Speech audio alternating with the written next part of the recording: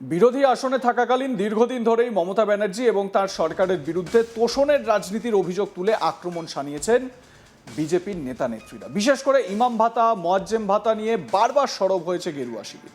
বিজেপির অভিযোগ ছিল ধর্মের ভিত্তিতে ভাতা দিয়ে ভোট ব্যাংকের রাজনীতি করছে তৃণমূল সরকার।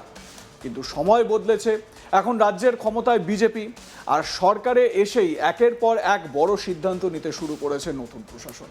সেই তালিকায় অন্যতম গুরুত্বপূর্ণ সিদ্ধান্ত ইমাম ও মোয়াজ্জেম ভাতা বন্ধ করা। শুধু তাই নয়, একই সঙ্গে পুরোহিত ভাতাও বন্ধ করার সিদ্ধান্ত নেওয়া হয়েছে। অর্থাৎ ধর্মের ভিত্তিতে কোনো বিশেষ সম্প্রদায়কে আলাদা করে সরকারি ভাতা দেওয়া হবে না বলেই কার্যত স্পষ্ট বার্তা দিয়েছে নতুন সরকার। এই সিদ্ধান্ত ঘিরে ইতিমধ্যেই রাজনৈতিক মহলে শুরু হয়েছে তুমুল চর্চা। একদিকে বিজেপি বলছে সরকার ধর্মনিরপেক্ষ নীতি মেনেই কাজ করছে, অন্যদিকে বিরোধীদের দাবি এটা আসলে রাজনৈতিক প্রতিহিংসা এবং নির্দিষ্ট সম্প্রদায়কে বার্তা দেওয়ার চেষ্টা।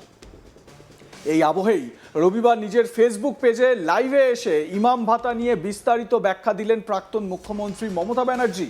তিনি দাবি করলেন, ইমাম ভাতা কখনো ধর্মের ভিত্তিতে দেওয়া হয়নি, বরং সামাজিক সচেতনতা এবং জনস্বার্থ রক্ষার স্বার্থেই সেই উদ্যোগ নেওয়া হয়েছিল।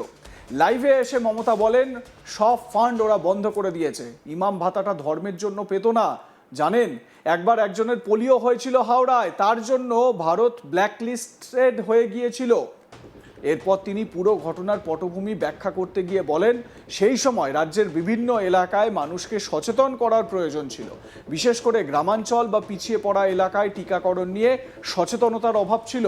ফলে সমাজের প্রভাবশালী ব্যক্তিদের মাধ্যমে সাধারণ মানুষদের মধ্যে বার্তা পৌঁছে দেওয়ার উদ্যোগ নেওয়া হয়।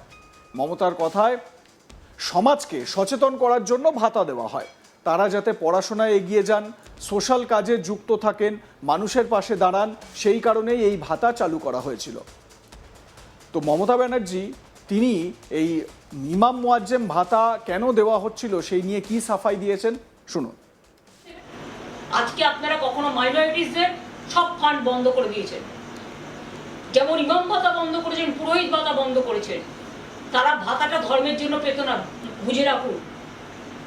আমরা যখন ক্ষমতা এসছিলাম, জেনে রাখুন, তখন একটা পোলিও কেস হয়েছিল হাওড়ায়, এবং সেই জন্য ভারতবর্ষ রেড লিস্টেড হয়ে গেছিল, ব্ল্যাক লিস্টেড হয়ে গেছিল।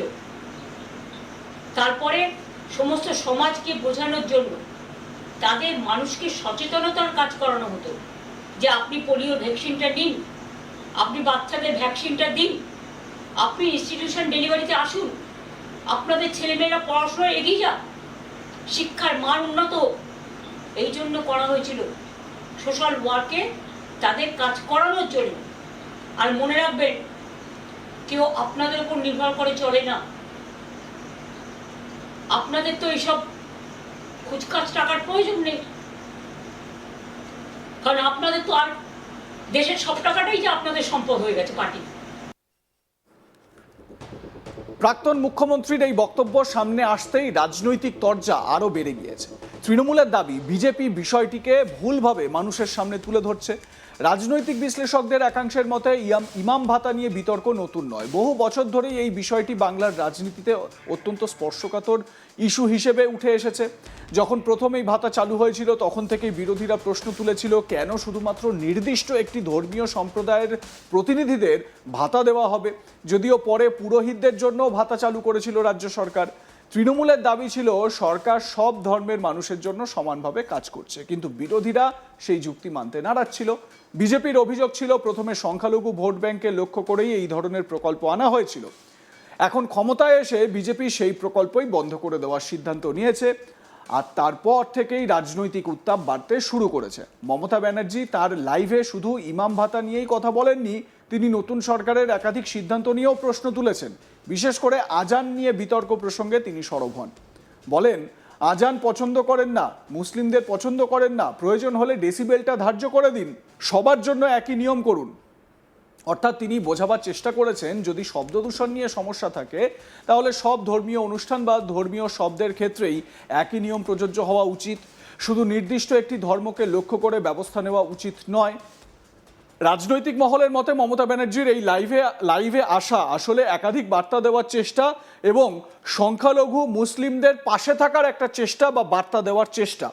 প্রথমত তিনি বোঝাতে চেয়েছেন যে ইমাম ভাতা শুধুমাত্র ধর্মীয় কারণে চালু করা হয়নি। দ্বিতীয়ত তিনি নতুন সরকারের সিদ্ধান্তকে বৈষম্যমূলক বলে ইঙ্গিত করতে চেয়েছেন। এদিকে সাধারণ মানুষের মধ্যেও এই বিষয় নিয়ে মিশ্র প্রতিক্রিয়া দেখা যাচ্ছে। কেউ কেউ মনে করছেন সরকারের ধর্মের ভিত্তিতে কোনো ভাতা দেওয়া উচিত নয়, আবার অন্য একটি অংশের মতে সমাজের নির্দিষ্ট অংশকে সামাজিক কাজের সঙ্গে যুক্ত করতে এই ধরনের সহায়তা প্রয়োজন হতে পারে। বিশেষজ্ঞদের একাংশ বলছেন ভারতে ধর্ম এবং রাজনীতি বহুদিন ধরেই একে অপরের সঙ্গে জড়িয়ে রয়েছে, ফলে ধর্মীয় পরিচয়কে কেন্দ্র করে সরকারি প্রকল্প বা সিদ্ধান্ত সবসময়ই রাজনৈতিক বিতর্ক তৈরি করে। এখন বিজেপি সরকার সেই প্রকল্প বন্ধ করার সিদ্ধান্ত নেওয়ায় নতুন করে সেই পুরনো বিতর্ক সামনে চলে এসেছে। রাজনৈতিক পর্যবেক্ষকদের মতে আগামী দিনে এই বিষয়টি রাজ্যের রাজনীতিতে আরও বড় ইস্যু হয়ে উঠতে পারে, কারণ বাংলার রাজনীতিতে সংখ্যালঘু ভোট অত্যন্ত গুরুত্বপূর্ণ, আর সেই কারণেই ইমাম ভাতা বা আজানের মতো বিষয় রাজনৈতিকভাবে অত্যন্ত সংবেদনশীল। মমতা ব্যানার্জি আসলে সেই সংবেদনশীল বিষয়টিতেই আরও একবার ফোকাস করার চেষ্টা করলেন নিজস্ব স্টাইলে। তার বক্তব্যে আরও একটি গুরুত্বপূর্ণ দিক উঠে এসেছে। তিনি কার্যত প্রশাসনের ভূমিকা নিয়ে প্রশ্ন তুলেছেন। তার মতে যদি কোনো সমস্যা থাকে তাহলে তা নিয়মের মাধ্যমে সমাধান করা উচিত, কিন্তু কোনো নির্দিষ্ট সম্প্রদায়কে টার্গেট করা উচিত নয়। এই পরিস্থিতিতে রাজনৈতিক মহলের নজর এখন সাধারণ মানুষের প্রতিক্রিয়ার দিকে, কারণ এই ধরনের ইস্যু ভোটের রাজনীতিতে বড় প্রভাব ফেলতে পারে বলেই মনে করছেন বিশ্লেষকরা। রাজনৈতিক বিশেষজ্ঞদের মতে বাংলার রাজনীতিতে ধর্মীয় মেনুকরণ গত কয়েক বছরে অনেকটাই বেড়েছে, আর সেই আবহেই ইমাম ভাতা নিয়ে নতুন করে বিতর্ক আরও তাৎপর্যপূর্ণ হয়ে উঠেছে। এদিকে তৃণমূল নেতৃত্বের দাবি বিজেপি ইচ্ছাকৃতভাবে বিভাজনের রাজনীতি করছে। তারা মানুষের আসল সমস্যা থেকে নজর ঘোরাতে এই ধরনের ইস্যুকে সামনে আনছে। অন্যদিকে বিজেপির পরিষ্কার বক্তব্য, ধর্মের ভিত্তিতে কোনো ভাতা হতে পারে না, ধর্মীয় শ্রেণীবিভাগের ভিত্তিতে কোনো ভাতা হতে পারে না। তো সেই কারণেই এই ইমাম মুয়াজ্জেম ভাতা, পুরোহিত ভাতা বন্ধ করা হয়েছে। একই সঙ্গে এই যে আজান নিয়ে যে বিতর্ক, নামাজ পাঠ নিয়ে যে বিতর্ক, কুরবানি ঈদে বা বকরি ঈদে কুরবানি গরু জবাই নিয়ে যে বিতর্ক, সেটা নতুন কোনো আইন সরকার আনেনি। যে আইন আমাদের দেশে রয়েছে সেই আইনকেই কঠোরভাবে বলবৎ করার শুধুমাত্র নির্দেশিকা জারি করা হয়েছে বিজেপির তরফ থেকে বা সরকারের তরফ থেকে। তো এটাই হচ্ছে গিয়ে সার্বিকভাবে বক্তব্য। তো ইমাম মুয়াজ্জেম ভাতা বন্ধের সিদ্ধান্ত এবং তা নিয়ে মমতা ব্যানার্জির ব্যাখ্যা রাজ্যের রাজনীতিতে নতুন করে উত্তাপ বাড়িয়েছে।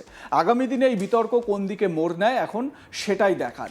এবারে আপনাদের বলে রাখি, মমতা ব্যানার্জি তার ফেসবুক লাইভে এসে এটাও বলার চেষ্টা করেছেন যে তিনি আর প্রেস কনফারেন্স করবেন না, সংবাদ মাধ্যমের সামনে তিনি আসবেন না। তার যা বলার হবে তিনি ফেসবুক লাইভের মাধ্যমেই বলার চেষ্টা করবেন, এবং সেই ফেসবুক লাইভের মধ্যে দিয়েই তিনি তার বক্তব্য তুলে ধরার চেষ্টা করবেন। এবারে প্রশ্ন হচ্ছে, অনেক বিশেষজ্ঞ, অনেক সিনিয়র সাংবাদিক তারা এটাও বলছেন যে ঠিক একই রকম কায়দায় যখন 2011-র পর সিপিএমকে উৎখাত করেছিল তৃণমূল কংগ্রেস, সেই সময় তৃণমূল কংগ্রেসেরকে বিততে বা কটাক্ষ করতে বা তৃণমূলের নিন্দা করতে, বিরোধিতা করতে সিপিএম সোশ্যাল মিডিয়া ব্যবহার করা শুরু করে, সোশ্যাল মিডিয়ার ইউজেজ বাড়িয়ে দেয়, এবং সাম্প্রতিক সময়ে সিপিএম সোশ্যাল মিডিয়া ব্যবহারের দিক থেকে অন্যতম শীর্ষে রয়েছে। অনেকে তৃণমূলের নেতারা সেই সময় বলতেন যে তৃণমূলেরকে বিততে সিপিএমের কাছে নেট আছে কিন্তু ভোট নেই। এবারে দেখার যে মমতা বন্দ্যোপাধ্যায়ও তো সেই নেটকেই কার্যকর করার চেষ্টা করছেন, তিনি তো সামনে আসবেন না বলেও দিয়েছেন। আপনাদের মতামত কি এই বিষয়ে জানাতে ভুলবেন না। দেখতে থাকুন আজ তাক বাংলা।